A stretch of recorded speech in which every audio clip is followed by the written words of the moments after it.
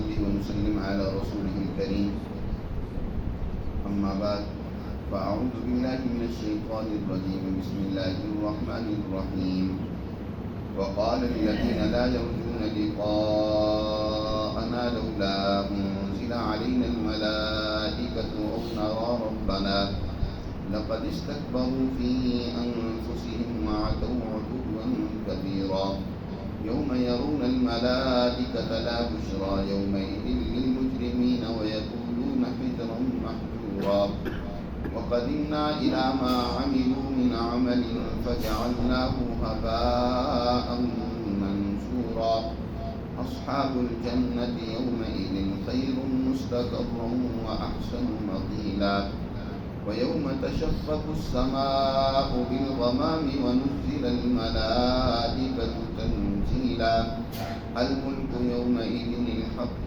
للرحمن وكان يوما على الكافرين عسيرا ويوم يعض الظالم على يديه يقول يا ليتني اتخذت مع الرسول سبيلا يا ويلتى ليتني لم أتخذ فلانا خليلا لقد أضلني عن الذكر بعد إذ جاءني وكان الشيطان للإنسان خذولا وقال الرسول يا رب إن قوم اتخذوا هذا القرآن مهجورا وكذلك جعلنا لكل نبي عدوا من المجرمين وكفى بربك هاديا ونصيرا صدق الله العظيم.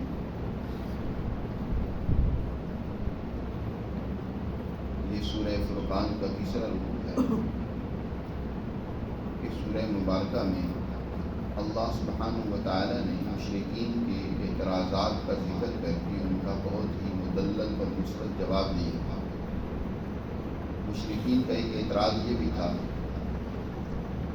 کہ جناب رسول اللہ صلی اللہ علیہ وسلم کی ذات گرامی اگر اللہ کے رسول ہیں تو ان کے ساتھ فرشتوں کی ایک فوج کیوں نہیں؟ فرشتے ان کے ساتھ ہوتے ہیں، ان کے باڈی گارڈ کے طور پر ان کی حفاظت کرتے اور ان کی تائید و تصدیق کرتے. وہ ہمیں کہتے ہیں کہ ہمارے یہ اللہ کے رسول ہیں، اللہ کے نمائندے ہیں، تو ہم ان کی بات مان لیتے. بلکہ اس سے بڑھ کر انہوں نے حضور صلی اللہ علیہ وسلم سے ایک اور مطالبہ کیا. فرشتوں کو دیکھنے یا ان سے ملاقات کرنے کی تو بات کی، اس سے بھی اگلے درجے کی تکبر اور سرکشی کی انتہا یہ کہ فرشتوں سے ملنے کی طاقت و صلاحیت تو ان میں ہے نہیں. اللہ کے پیغمبر جناب رسول اللہ صلی اللہ علیہ وسلم کی ذات گرامی جو اتنی باصلاحیت ہے، جن کو اللہ نے اپنی رسالت کے لیے منتخب کیا. یاد رکھیں جس کو رسالت کے لیے منتخب کیا جاتا ہے وہ سب سے بڑا باصلاحیت انسان ہوتا ہے. اس سے بڑی صلاحیت والا کوئی اور فرق نہیں ہو سکتا. ہر اعتبار سے، عقلی اعتبار سے، جسمانی اعتبار سے، ہر اعتبار سے اس کی تمام طاقتیں اور قوتیں وہ پوری کامل اور مکمل ہوتی ہیں. ان میں وہ صلاحیت تو ہے نہیں. اللہ کے رسول صلی اللہ علیہ وسلم کو جن کی صلاحیت اونچے درجے کی ہے، فرشتے کو اصلی حالت میں دیکھنا ان کے لیے مشکل تھا. جبرائیل امین کو حضور صلی اللہ علیہ وسلم نے 2 مرتبہ دیکھا ہے اصلی حالت. ایک جب ابتدائے وحی کا آغاز ہوا تو آپ صلی اللہ علیہ وسلم نے فرشتے کو اس طرح دیکھا کہ حضرت جبرائیل امین نے اپنے پروں سے پوری فضا کو ڈھانپ رکھا. آپ صلی اللہ علیہ وسلم نے اس حالت میں ان کو دیکھ کر آپ انتہائی مرعوب ہو گئے. آپ پر ایک خوف کی کیفیت طاری ہے.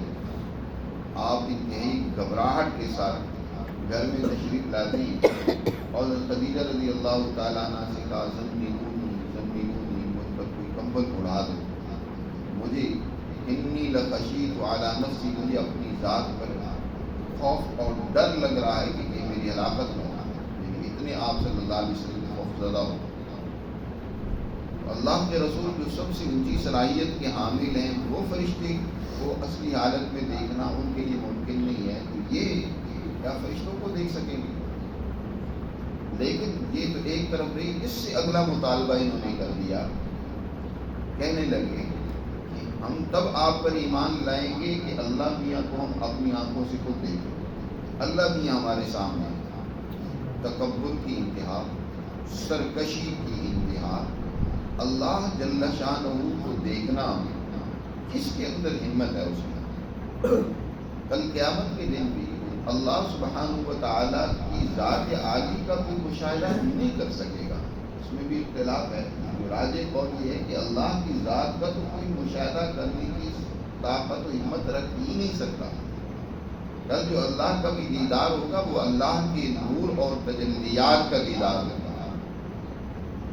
کسی کو اس کی صلاحیت کے مطابق اللہ اپنی قریب کی تجلی دکھلائے گا، کسی کو دور کی تجلی نظر آئے گی، وہ بھی اللہ کے انوارات و تجلیات ہوں گے۔ لیکن جہاں تک بات ہے ذات باری تعالیٰ کو دیکھنے کی، لا تدرکہ الابصار وہو یدرک الابصار، کسی میں اس کی ہمت اور طاقت نہیں ہے کہ وہ اللہ کو دیکھ سکے۔ سیدنا موسیٰ علیہ السلام نے اللہ سے یہی التجا کی تھی کہ یا اللہ تھوڑا سا اپنے آپ کو مجھے دکھلا دو۔ اللہ نے فرمایا کیا تم اس پر ایمان و یقین نہیں رکھتا؟ کہا یا اللہ ایمان و یقین تو ہے، میں چاہتا ہوں اطمینان ہو جائے۔ فلما تجلی ربہ للجبل، اللہ نے فرمایا کہ اے موسیٰ تیرے اندر اس کی ہمت و طاقت نہیں ہے کہ تو مجھے دیکھ سکے، البتہ میں اس پہاڑ پر اپنی تجلی ڈالتا ہوں، اگر پہاڑ نے میری تجلی کو برداشت کر لیا تو ہو سکتا ہے کہ تو بھی دیکھ لے۔ فلما تجلی ربہ للجبل جعلہ دکا وخر موسیٰ صعقا، جب اللہ نے اپنی وہ تجلی پہاڑ پر ڈالی، پہاڑ ریزہ ریزہ ہو کر ختم ہو۔ موسیٰ علیہ السلام نے معذرت کی، موسیٰ علیہ السلام اس وقت تو بے ہوش ہو گئے، جب بعد میں ہوش آیا تو پھر اللہ سے معذرت کی، اللہ میں نے بہت بڑی جسارت کی کہ بہت بڑا مطالبہ کر لیا۔ اب یہ مکہ کے مشرک، ان کا باطن ضلالت گمراہی سے بھرا ہوا، صلاحیت اتنی نہیں ہے کہ حق کو پہچان سکیں، سچائی کو قبول کرنے کی صلاحیت نہیں ہے، سمجھنے کی صلاحیت نہیں ہے، اللہ میاں کو دیکھنے کا مطالبہ ہے۔ فرمایا وقال الذین لا یرجون، اور کہتے ہیں وہ لوگ جو ہم سے ملنے کی توقع اور امید نہیں رکھتے، قیامت کے منکر ہیں، مرنے کے بعد دوبارہ زندہ ہونے کا جنہیں یقین ہی نہیں ہے، کیا کہتے ہیں لولا انزل علینا الملائکہ، ہم پر فرشتے کیوں نہیں اتارے جاتے؟ فرشتے ہمارے سامنے آئیں کہ ہم ان سے ملاقات کریں، وہ آپ کی تصدیق و تائید کریں، پھر تو بات ہے۔ بلکہ قرآن نے کہا او نرا ربنا، بلکہ کیا کہتے ہیں کہ ہم دیکھیں اپنے رب کو، ہمارا رب ہمارے سامنے آئے، ہم اس کو دیکھیں تب ہم ایمان لے آئیں گے۔ لقد استکبروا فی انفسہم وعتوا عتوا کبیرا، یقیناً انہوں نے اپنے اندر بہت بڑا تکبر کیا، اپنے سے بہت بڑی بات انہوں نے کہی۔ تکبر ہمیشہ وہی ہوتی ہے کہ جو انسان کے اندر وہ بڑائی یا وہ چیز نہ ہو لیکن اپنے آپ کو زبردستی بڑا بنا کر پیش کرتا ہے۔ متکبر بھی انسان وہ بڑا نہیں ہوتا لیکن اپنے آپ کو بڑا بنا کر پیش کر رہا ہے۔ لقد استکبروا فی انفسہم، انہوں نے اپنے آپ کو بہت بڑا سمجھا ہے اپنے دلوں میں کہ ہم کوئی بہت بڑی چیز ہیں کہ اللہ میاں ان کے پاس آئے۔ اللہ میاں تمہارا محتاج ہے ایمان لانے کا، تم بھائی ایمان لاؤ ہر صورت میں، اس لیے اللہ میاں آ کر تمہاری منت کریں کہ آؤ بھائی ایمان لے آؤ مجھ پر۔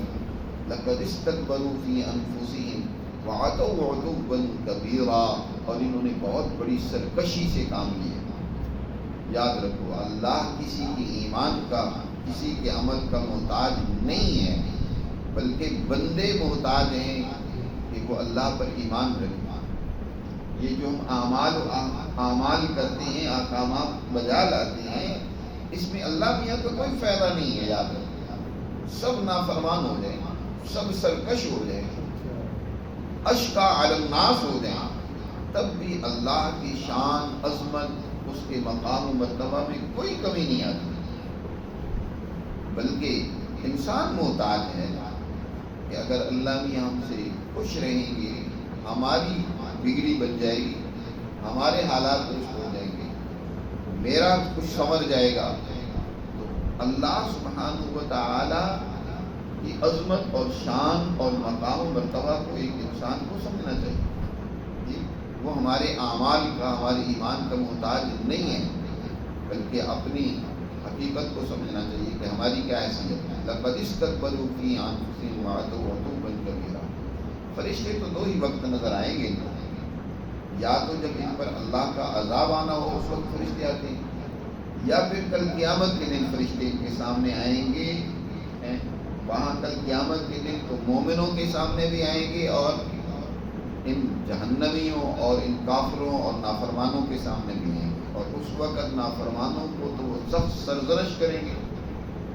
وہاں ان کے لیے وہ ان کو پکڑ کے جہنم میں ان کو پھینکیں گے، گھسیٹ کے جہنم میں ڈالیں گے، سخت سزا دیں گے ان کو. اور جو ایمان والے ہیں ان کے لیے بشارت اور خوشخبری ہوگی. قرآن نے اسی کو یہاں ذکر کیا، فرمایا یوم یرون الملائکہ، جس دن فرشتوں کو یہ دیکھیں گے نا، لا بشرا یومئذ للمجرمین، مجرموں کے لیے اس دن کوئی خوشی کی بات نہیں ہوگی. اس دن تو ان کے لیے بڑی غم اور پریشانی کی بات ہوگی. بلکہ وَيَقُولُونَ حِجْرًا مَحْجُورًا، فرشتوں کو دیکھ کر اس دن تمنا کریں گے، کہیں گے کاش کہ کسی طرح ان فرشتوں کے اور ہمارے درمیان میں کوئی رکاوٹ ہی کھڑی ہو جائے، ہم ان کو دیکھ ہی نہیں. وہ تو اس دن سخت غیظ و غضب کے ساتھ لوہے کے گرز لیے ہوئے اللہ کا عذاب لے کر ان کی طرف آئیں گے، کہیں گے کاش کہ آج ان کے درمیان اور ہمارے درمیان میں کوئی رکاوٹ ہو جائے اور ہم تک یہ پہنچ نہ سکے، ہم ان کو دیکھیں نہیں. یا وَيَقُولُونَ کا فاعل فرشتے بھی ہو سکتے ہیں، تو اس کا مطلب یہ ہے کہ فرشتے اس دن ان کو کہیں گے کہ آج تمہارے لیے خوشی کی بات تو قطعی طور پر حرام کر دی، تمہارے لیے جنت کی نعمت کوئی اور خوشی کی بات قطعی طور پر درست اور حلال نہیں ہے، وہ تو آج تمہیں ملنے والی نہیں ہے. آج تو تمہارے لیے جہنم ہی ہے، جہنم، اللہ کا عذاب ہی عذاب ہے. ایسے لوگ دنیا میں جو کچھ اعمال کرتے بھی ہیں، یہ سوال اکثر پیدا ہوتا ہے کہ دنیا میں بہت ساری قومیں، بہت سارے افراد ایسے بھی ہیں جو اچھے کام کر رہے ہیں. آج ہم بس اوقات مرغوب ہو کر یورپین قومیں ان کو بڑا آئیڈیل مانتے ہیں کہ وہ دیکھو انہوں نے بڑے اچھے کام کر رکھے ہیں، بڑے اپنی قوم کے لیے وہ مخلص ہیں، انہوں نے بڑی ترقیات کر رکھی ہیں. اور کتنے ایسے ہمارے ملک میں بھی ایسے لوگ ہیں جو کافر ہیں، وہ بڑے اچھے کام کرتے ہیں. یاد رکھو، بغیر ایمان اور اخلاص کے جو کام کیا جاتا ہے، اچھا کام ہوتا ہے تو اللہ بدلہ تو بہت صورت دیتی ہے. کوئی اچھا کام کرتا ہے، چاہے کافی نہیں کرتا ہے، اس کا عمل بہت ہی محدود ہوتا ہے، کیونکہ عمل میں طاقت، تاثیر پیدا ہوتی ہے پیچھے ایمان اور اخلاص سے، اور وہ ہے نہیں ہے. ان کا وقتی مفاد ہے کوئی، وہ دنیاوی اعتبار سے اپنے آپ کو کوئی ترقی دینا چاہتے ہیں، آخرت ان کے پیش نظر ہے ہی نہیں، اللہ کی رضا اور خوشنودی تو ان کے پیش نظر ہے ہی نہیں. تو جو وقتی ان کا جذبہ اور داعیہ ہوتا ہے، اس اعتبار سے ان کو فائدہ ہو جاتا ہے. دنیا میں زیادہ سے زیادہ ان کے عمل کا بدلہ ان کو مل جائے گا کہ دنیا میں ان کی ترقی ہو جائے گی، خوشحالی ہو جائے گی، دنیا میں نام و نمود اور شہرت ہو جائے گی. بس زیادہ سے زیادہ یہاں ہو سکتا ہے، ان کے عمل کا بدلہ ان کو مل گیا. لیکن جون سا عمل ان کو دنیا سے آگے لے جا کر آخرت میں بھی ان کو فائدہ پہنچائے گا، وہ والا عمل ان کا نہیں ہے. ان کے پیچھے سوچ اور نظریہ وہ محدود تھا، عمل بھی محدود رہے گا. صحیح عمل یا دیر پا عمل یا آخرت میں کام آنے والا وہ عمل ہے جو اخلاص اور ایمان کی بنیاد پر ہوتا ہے. اس لیے وقدمنا، ایسے لوگوں کے اعمال کل قیامت کے دن جن کا ایمان نہیں ہے، اخلاص نہیں ہے، ایسے لوگوں کے اعمال کل قیامت دن ہوا منصورہ ہوں گے. اللہ تعالیٰ نے فرمایا وَقَدِمْنَا إِلَىٰ مَا عَمِلُوا مِنْ عَمَلٍ، ہم ان اعمال کی طرف متوجہ ہوں گے جو انہوں نے کیے. فَجَعَلْنَاهُ هَبَاءً مَنْثُورًا، اور ہم ان کو کیا کر دیں گے، ایسا کر دیں گے جیسے بکھرا ہوا غبار ہوتا ہے. آپ روشندان سے دیکھیں نا، جب دھوپ کی کرن اندر آ رہی ہوتی ہے اور اس کے اندر آپ کو بہت چھوٹے چھوٹے ذرات نظر آتے ہیں اڑتے ہوئے، ان کو ہوا منصورہ کہا جاتا ہے.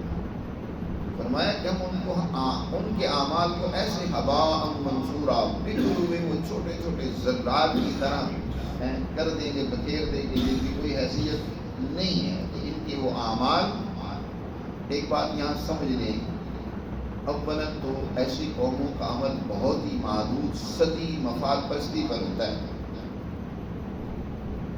جیسے یورپین قوموں سے آج ہمارے لوگ بڑے متاثر ہیں. اگر ان میں انسانیت ہوتی ہے یا ان کے اندر عمل کی کوئی اعلیٰ کوالٹی ہوتی تو وہ ساری انسانیت کے لیے اچھا عمل کرتے نا.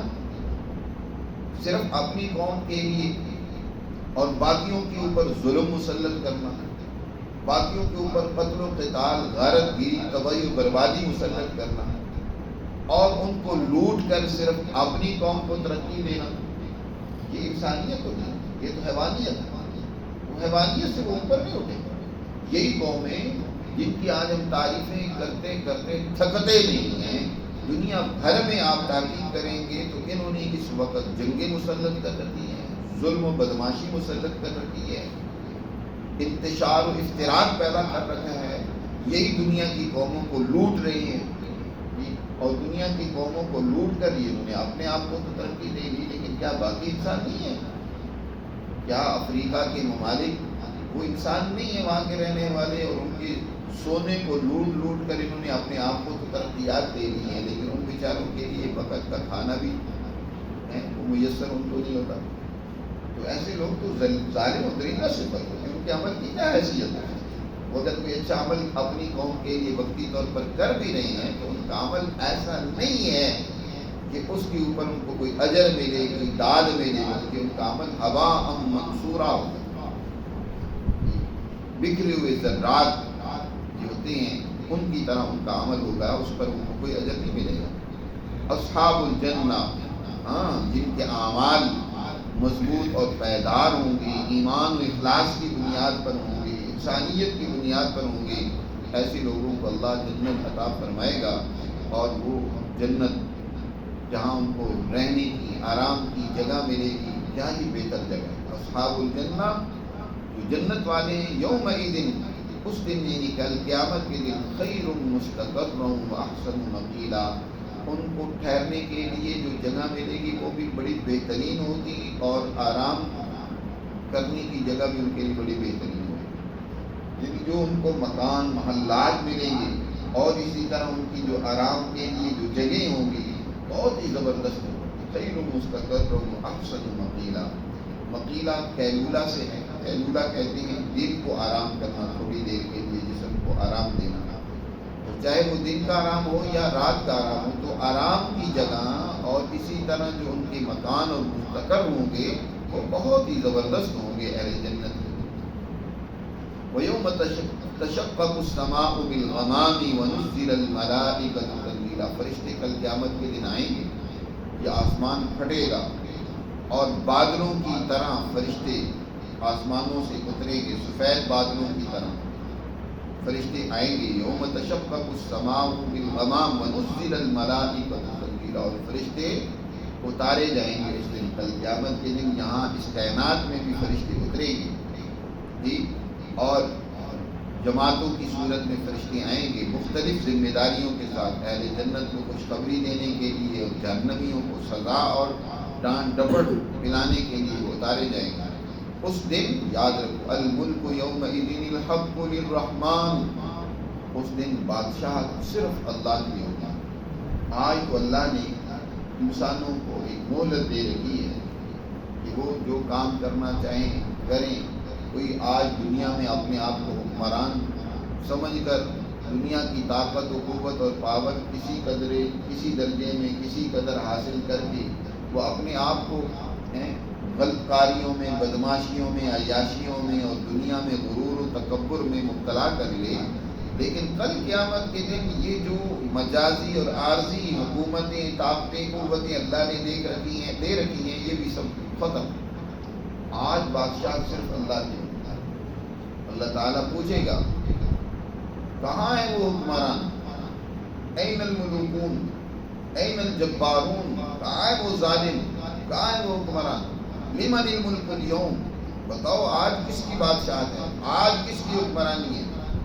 خود ہی اللہ فرمائے گا للہ الواحد القہار، آج اسی زبردست یکتا خدا کی ہی حکمرانی ہے جس کا کوئی شریک نہیں ہے۔ اسی کو یہاں قرآن نے بیان فرمایا کہ اس دن الملک یومئذ الحق، آج بادشاہت اسی ذات برحق کے لیے ہے جس کی سب سے بڑی صفت یا سب سے بڑی تجلی رحمان ہے۔ وَكَانَ يَوْمًا عَلَى الْكَافِرِينَ عَسِيرًا، اور وہ دن کافروں کے لیے بڑا ہی سخت اور بھاری ہوگا۔ اس دن کافر اپنی اس دن کے پچھتاوے، جو دنیا میں اس نے زندگی گزاری، اس کا جو پچھتاوا ہوگا، اس کی بنیاد پر وہ اپنے ہاتھ کو چبائے گا۔ وَيَوْمَ يَعَضُّ الظَّالِمُ عَلَى يَدَيْهِ، ہاتھ کو چبائے گا کہ ہے میں نے کیا کیا۔ جیسے انسان انتہائی حسرت، افسوس اور ٹینشن میں اپنے ہاتھ کو چبانے لگ پڑتے ہیں۔ کئی لوگوں کی عادت ہوتی ہے وہ اپنے انگلیوں کے ناخن کھانے لگ پڑتے ہیں، کوئی ہاتھ بھی انتہائی پریشانی اور ٹینشن میں چبانے لگ پڑتے ہیں۔ کل قیامت کے دن ظالم لوگ جنہوں نے دنیا میں ظلم و فساد برپا کیے رکھا، وہ حسرت سے، افسوس سے اپنے ہاتھ کو چبائیں گے اور کہے گا وہ ظالم یا لیتنی اتخذت مع الرسول سبیلا، اے کاش کہ میں رسول کے ساتھ ہوتا، میں ان پر ایمان لے آتا اور میں ان کو اپنا دوست بناتا، اور میں یا ویلتا لیتنی لم اتخذ فلانا خلیلا، اے کاش کہ میں فلاں کو اپنا دوست نہ بناتا، اس ظالم کو، اس فلاں کو دوست بنایا، اس کے پیچھے چل کر میں نے اپنی عاقبت برباد کی، کاش کہ ایسا نہ ہوتا۔ عقبہ بن ابی معیط کافر سردار ہے، اس کا معمول یہ ہے کہ جب یہ کہیں سفر سے واپس آتا ہے تو دعوت کرتا ہے۔ قریشیوں میں سخاوت ہوتی، چاہے وہ کافر بھی تھی، تو یہ دعوت کیا کرتا ہے۔ ایک دفعہ اسی طرح کوئی تجارتی قافلہ اس کا آیا، ساز و سامان کافی اس نے کمایا، آ کر اس نے دعوت، اور اس میں نبی کریم صلی اللہ علیہ وسلم کو بھی دعوت دی۔ آپ صلی اللہ علیہ وسلم نے فرمایا کہ نہیں، میں تیری دعوت قبول نہیں کروں گا جب تک تو مجھ پر ایمان نہیں لائے، اسلام قبول نہیں کرے۔ اس نے اسلام قبول کر لیا، کہا کہ ٹھیک ہے میں آپ پر ایمان لے آتا ہوں، آپ میری دعوت نہیں سنیں۔ اس کا دوست تھا ابی بن خلف، اس کو جب پتہ چلا، گہری دوستی تھی اس کے ساتھ، اس نے لان تان کیا، ملامت کی، یہ تو نے کیا، تو مرتد ہو گیا، بے دین ہو گیا، سابی ہو گیا، محمد صلی اللہ علیہ وسلم پر ایمان لے آئے، لان تان کرنے لگا۔ تو اس نے کہا کہ نہیں میں ویسے ہی اوپر سے ان کو خوش کرنے کے لیے پر ایمان لے آیا ہوں، میں دل سے کوئی پر ایمان نہیں لے آیا۔ تو کہنے لگا ابی بن خلف اچھا اگر واقعی تو ایمان نہیں لے آیا تو میں تب تو اس سے خوش ہوں گا کہ تم ان کے چہرے پر، ان کے سامنے جا کر ان کو یہ باتیں کہو، یعنی ان کی توہین کرو۔ عقبہ بن ابی معیط اپنے دوست کو خوش اور راضی کرنے کے لیے حضور صلی اللہ علیہ وسلم کے پاس آیا، اور اس نے بدتمیزی کی، گستاخی کی، یہاں تک کہ حضور کے چہرے پر تھوکا۔ اللہ نے وہی تھوک اس کے چہرے کی طرف ایسی پھینکی کہ اس کا چہرہ جلس گیا، اور اس کے چہرے پر موت تک ایک نشان جیسے آگ کے جلانے کا ہوتا ہے ویسا ہے۔ اور حضور صلی اللہ علیہ وسلم نے اس موقع پر اس کو فرمایا تھا کہ مکہ سے باہر جب تو میرے سامنے آئے گا تو میں ہی تجھے ماروں گا اور قتل کروں گا۔ جب حضور یہاں سے مکہ سے ہجرت فرما کر مدینہ تشریف لے گئے اور بدر کا معرکہ ہوا، تو عقبہ بن ابی معیط کو یقین تو تھا، ابی بن خلف کا بھی اسی طرح کا واقعہ آتا ہے، ان کو یقین تو تھا کہ اب ہماری موت آئے گی۔ حضور جو بات کہہ دیتے ہیں محمد وہ بات پوری ہو کر رہتی ہے، وہ پوری کر کے چھوڑتے ہیں۔ آج تک ہم نے ایسی کوئی بات ان کی زبان سے نکلی ہوئی نہیں دیکھی جب پوری نہ ہو۔ یہ لیت العلم کرتا تھا کہ میں اس جنگ میں نہیں جاؤں گا۔ بڑے دوسرے سرداروں نے ملامت کر کے اس کو تیار کر لیا اور کہا کہ اچھا اگر کوئی ایسی نوبت آ بھی گئی کہ تجھے محمد کا سامنا اور مقابلہ کرنا پڑا تو تیرے پاس تو بڑا تیز رفتار اونٹ ہے، تو اس کے ذریعے سے بھاگ آنا۔ جنگ ہوئی، جنگ میں کفار کو شکست ہوئی، یہ وہاں سے بھاگا، اور یہ وہاں سے نکلنا چاہتا تھا، لیکن وہاں وادی کی دھول گلیوں میں ایسا پھنسا کہ وہاں سے نکل ہی نہیں سکا، اور مسلمانوں نے پھر اس کو پکڑ لیا، حضور کے سامنے لایا گیا، اور حضور صلی اللہ علیہ وسلم نے حضرت علی رضی اللہ تعالیٰ عنہ فرمایا کہ اس کو سزا دو، اور اس طریقے سے اس کو قتل کر دیا گیا۔ تو یہ کل قیامت کے دن افسوس اور حسرت کرے گا کہ کاش میں اس کو اپنا دوست نہ بناتا ہوں۔ بھائی یہ ابن خلف جس کے پیچھے لگ کر میں نے حضور کی گستاخی کی، حضور پر ایمان لانے کو میں نے پسے کچھ ڈال دیا۔ آج دنیا میں بہت سارے ایسے دوست انسان بنا دیتا ہے جو انسان کو راہ راست سے ہٹا دیتے ہیں، دور لے جاتے ہیں۔ ہمیشہ انسان کو دوست اپنا مخلص دوست تلاش کر کے بنانا چاہیے، مخلص آدمی جو اس کا خیر خواہ ہو، ہمدرد ہو، اس کی دین و دنیا کی ترقی کے حوالے سے فکر مند ہو، ایسا بنانا چاہیے۔ حضور نبی کریم صلی اللہ علیہ وسلم نے ارشاد فرمایا کہ انسان کو دیکھنا چاہیے، فَلْيَنْظُرْ مَن يُخَالِلُ، کس کو وہ دوست بنا رہا ہے اس کو دیکھنا چاہیے، غور و فکر کرنا چاہیے، کیونکہ المرء مع من احب، یا انسان المرء علی دین خلیلہ، حضور نے ارشاد فرمایا کہ انسان کا دین وہی ہوتا ہے، نظریہ فکر عمل وہی ہوتا ہے جو اس کے دوست ہوتا ہے۔ تو فَلْيَنْظُرْ مَن يُخَالِلُ، غور سے دیکھیں کس کو وہ دوست بنا رہا ہے، کہ ایسے دوست نہیں اس نے بنا رکھے جو اس کو تباہی و بربادی کی طرف لے کر جائے۔ ہمیشہ دوست ہی مرواتے ہیں، دنیا میں مروائیں یا آخرت میں مروائیں۔ تو جو مفاد پرست ہوتے ہیں، جو خواہش پرست ہوتے ہیں، وہ تباہی و بربادی کی طرف لے جاتے ہیں۔ جو مخلص ہوتے ہیں بعض اوقات ان کی باتیں بڑی کڑوی ترشی بھی لگتی ہیں، لیکن دوست اصل وہی ہوتے ہیں جو تمہاری اس غلط بات پر تمہیں تنبیہ کریں، تمہیں روکیں۔ کوئی غلط سوچ ہے، نظریہ ہے، اس سے بات رکھیں، کوئی غلط عمل ہے اس سے بچانے کی کوشش کریں، چاہے وقتی طور پر اس کی بات بری لگے۔ ماں باپ سے زیادہ ہمدرد کوئی نہیں ہوتا، لیکن ایک دور ہوتا ہے کہ ماں باپ کی باتیں بڑی بری لگ رہی ہوتی ہیں، یہ بات بات پر روک ٹوک کرتے ہیں، ہمیں روکتے رہتے ہیں، لیکن جب وہ دنیا سے چلے جاتے ہیں اور پھر اس ماں باپ کی روک ٹوک کا فائدہ اسے نظر آتا ہے تو پھر ماں باپ کا بڑا مشکور ہوتا ہے، ممنون ہوتا ہے، دل میں قدر ہوتی ہے کہ کتنا اچھا کیا تھا ہمارے ماں باپ نے۔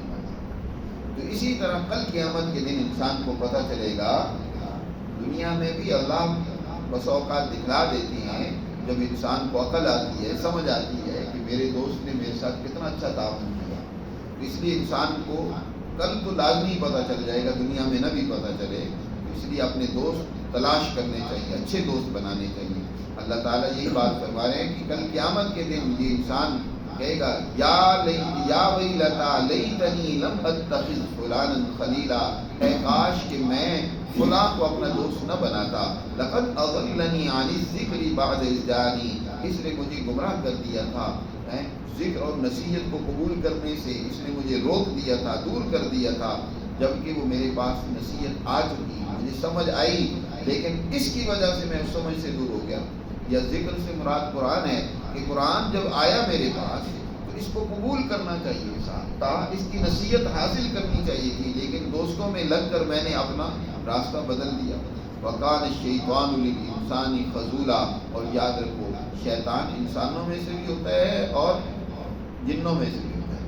جو شیطان انسانوں میں سے ہوتا ہے نا وہ دوست بن کر آتا ہے، فرمایا شیطان انسان کے لیے تو رسوا کر کے اس کو چھوڑتا ہے۔ شیطان کا کام ہی یہ ہے کہ وہ انسان کو کفر پر، گناہ پر، جرم پر، دوسرا جذباتیت پر اس کو لے کر جاتا ہی رہتا ہے۔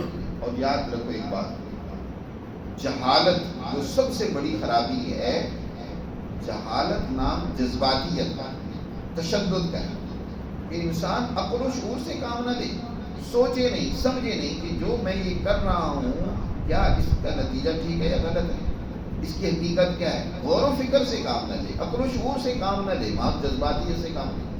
تو شیطان انسان کو جذباتی بنا کر، حضور نے ارشاد نا غصہ شیطان کی طرف سے ہوتا ہے، جذباتی پن شیطان کی طرف سے ہوتا ہے، وہ پھر انسان کو رسوا کر کے چھوڑتا ہے، اس کا نتیجہ برا ہی نکلتا ہے۔ تو وَقَانَ الشَّيْطَانُ لِلْإِنسَانِ خَذُولًا، وہ اس کو رسوا کرے گا، اور اس رسوائی کا نتیجہ جب سامنے آئے گا تو پھر افسوس کرے گا۔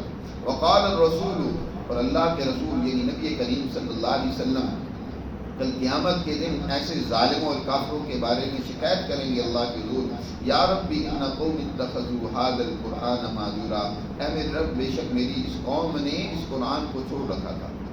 یا دنیا میں بھی آپ نے اللہ کے حضور ان مکہ کے سرداروں کافروں کی شکایت کی کہ یا اللہ یہ تیرا کلامی ہدایت ان کے پاس آیا لیکن انہوں نے چھوڑ رکھا ہے، اس کی سزا ان کو یہاں ملنی چاہیے، اور پھر وہ سزا ملی ان کو بدر کے میدان میں۔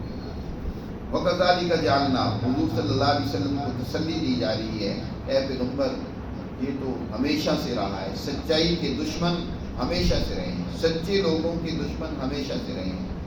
کوئی دور ایسا نہیں گزرا کہ انبیاء علیہ السلام کے دشمن نہ ہوئے ہوں، سچے لوگوں کے دشمن نہ ہوئے ہوں، ان کے دشمن بھی رہے ہیں، ان کے دوست بھی رہے ہیں، پر ایمان لانے والے بھی رہے ہیں، لیکن دشمنی کرنے والے تو زیادہ ہوئے ہیں۔ فرمایا وَكَذَلِكَ جَعَلْنَا لِكُلِّ نَبِيٍّ عَدُوًّا مِنَ الْمُجْرِمِينَ، ہمیشہ اسی طرح بنائے ہر نبی کے دشمن مجرموں میں سے، لیکن آپ کے اگر یہ دشمن ہیں تو آپ گھبرائے نہیں، آپ اپنے راستے پر گامزن رہیں۔ وَكَفَىٰ بِرَبِّكَ هَادِيًا وَنَصِيرًا، اور تیرا رب آپ کو منزل مقصود تک پہنچانے کے لیے کافی ہے، اور آپ کی مدد کرنے اور یاوری کرنے میں کافی ہے۔ یعنی آپ یقیناً دنیا میں بھی کامیاب ہوں گے، آخرت میں بھی، اور آپ کی مدد اللہ کی طرف سے لازمی طور پر ہوگی۔ آپ گھبرائیں نہیں، آپ اپنے کام پر لگے رہیں اور ان ظالموں اور مخالفوں کی مخالفت کی پرواہ نہ کریں۔ اللہ ہمیں سمجھ نصیب فرمائے، اور آپ نے